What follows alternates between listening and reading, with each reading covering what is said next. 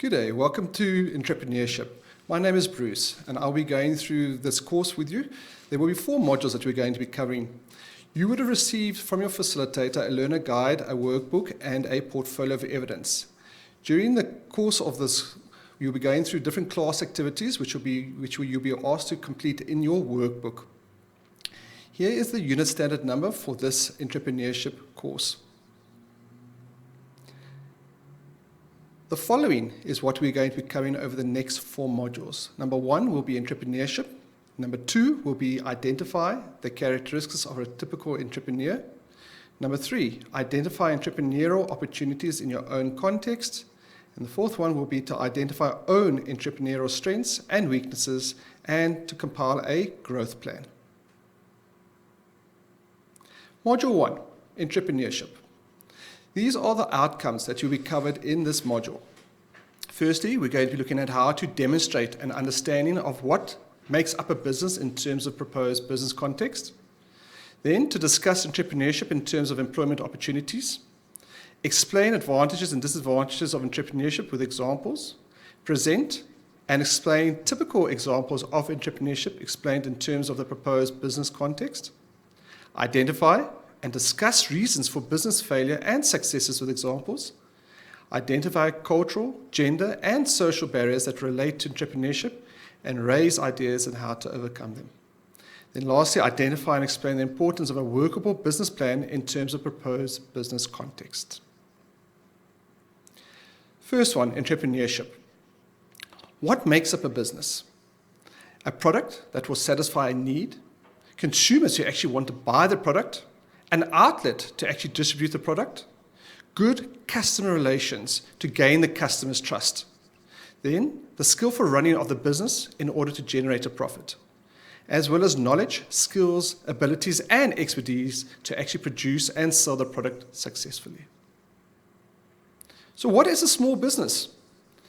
Any enterprise between 50 to 100 employees and includes profit-making enterprises or businesses, as well as any non-profit enterprises such as cooperatives. A small enterprise. Many people also recognize large numbers of very small or micro enterprises with less than 5 employees. Small enterprises are also sometimes called SMEs, small, medium, and micro enterprises. A term which also includes the larger end of the small business sector, which is the medium-sized businesses that will employ up to 200 people. Here is the business cycle. As you can see there, firstly, you're going to be looking at to see adding value to the different processes, selling the finished product, the outputs, as well as allocating money to business expenses from profit used to pay for expenses and to buy new raw materials, and which eventually leads to buying the raw materials. And as you can see, this is a constant cycle which will always be ongoing. Entrepreneurship in terms of employment opportunities. There are 2 categories of options. Firstly, wage employment or entrepreneurship. In the case of wage employment, one is engaged in routine work carried on for others, which one receives either a salary or wages. An employee has to follow instructions and execute plans laid down by them by their superiors and employers.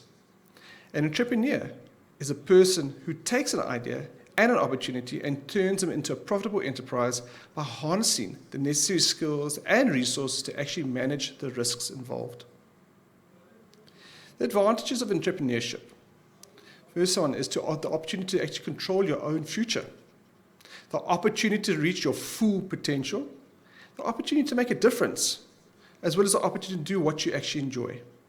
And then lastly, the opportunity to earn more. The disadvantages of entrepreneurship. You could lose the money that you've actually put into your business. Also, your income will be uncertain. The working hours will be long and hard. Yes, you will have to face stressful times, and you also have to be responsible for everything that goes on. Examples of entrepreneurship. They say more than 95% of businesses in South Africa are small enterprises. Together, they contribute to about 35% of the country's gross domestic product. The people who started Vodacom, MTN, and other cellular companies, they saw the possibilities of cell phones and worked hard to actually make their ideas work. Mnet and MultiChoice, they recognized that people in South Africa would be willing to pay a monthly fee for more and better television entertainment than provided by SABC. KFC was started by a 52-year-old man who was actually bankrupt at the time. The reasons for business failure and success.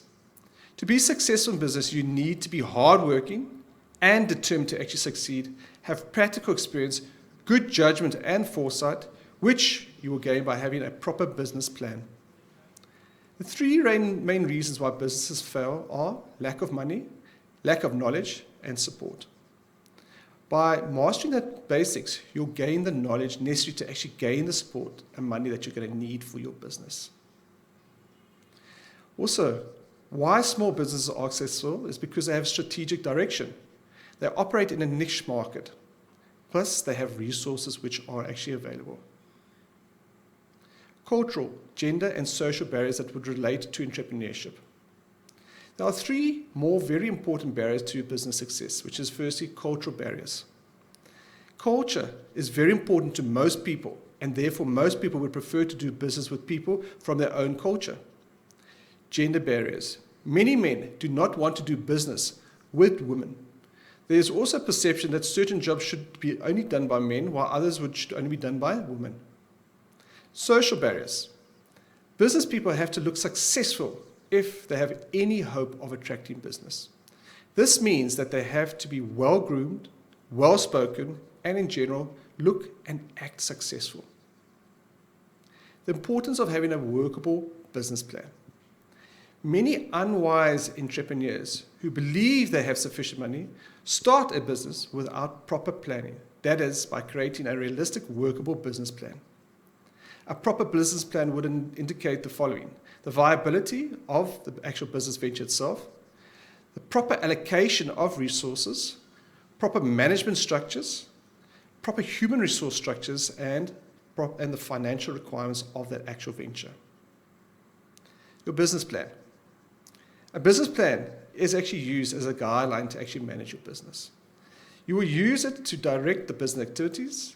The business plan is where you put your thoughts and ideas about the business in writing in the form of a formal plan.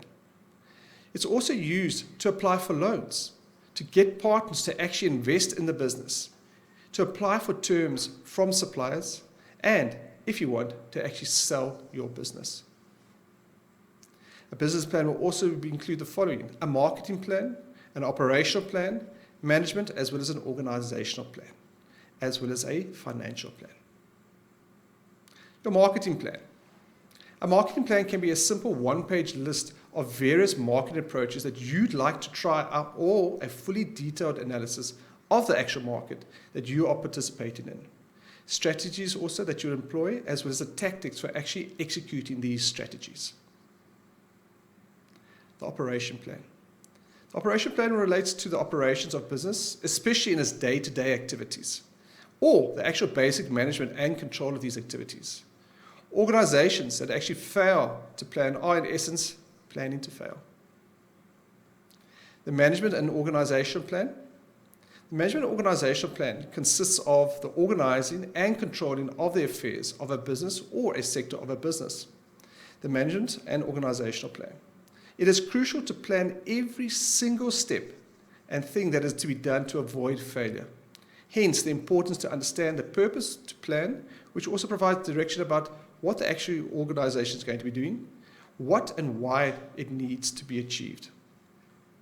Your financial plan. An entrepreneur needs a financial plan for the purpose in order to determine the profitability of a new business. A financial plan evaluates the potential success of its actual undertaking.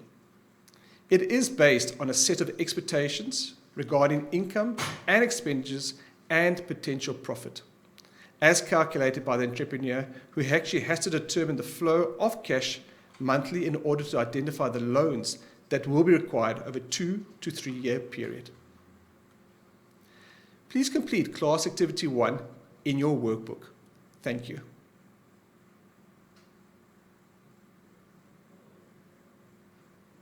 Cool. Looking for you, Freddie.